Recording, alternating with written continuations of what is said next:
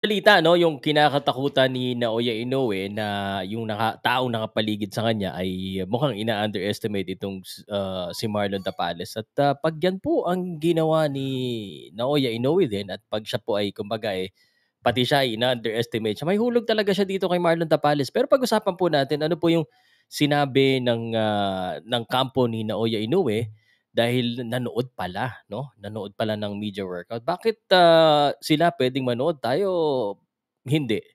Pag-usapan nga natin, ano ba yung sinabi?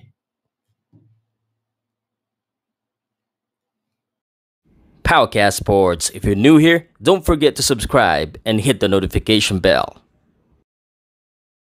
This content is presented by Arena Plus, Astigsa Sports. Okay, so, well, aminado tayo 'no, pagkatapos ng media workout nag-update si Arena Plus ng kanilang, ads at, mas lalong, tumaas yung ads 'no, times 8 bigla. Ta's nagbabago-bago po kasi yung ads, eh. So, yung pinakahuling ads 'pag dun mismo sa fight, night puwede pa ring magbago 'yan. Depende po kung nakikita ng mga eksperto sa laban na ito at, may katwiran din siguro yung mga taong nakapaligid kay Naoya Inoue dahil parang kumpiyansang-kumpiyansa sila 'no at, ito po yung nakita ko dito 'no, na pinost din po ito ng Viva Promotions at, ipapakita ko lang sa inyo. Sabi dito 'no, "Why did Naoya Inoue's father Shingo trainer, said that the Palace victory confidence is 2,000%. There's no aura. Did you dismiss Naoya saying that there's nothing inferior?" Tapos meron pa isa dito, ha, pakita ko lang din dito. So, nagma-mind games na nga, tama nga yung ating kaibigan na si Anthony. Ito rin ano, yung pinakaano na lang sa baba, yung itong nasa baba, "The palace is not as scary as Fulton." And, this is I think probably a mistake that they're gonna do 'pag itong si Naoya Inoue, ganito rin ang, iniisip dito kay Marlon Tapales. Sa tingin ko nagkakamali sila.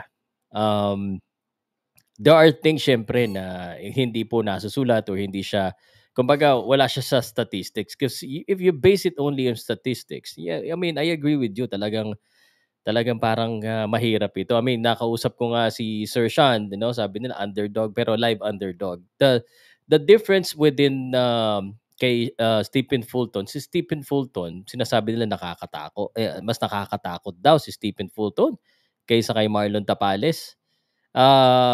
Well, si Stephen Fulton walang lakas, eh, walang power punch 'yan, si Marlon Tapales meron and, the difference as well sasabihin ko na sa inyo, Stephen Fulton takot.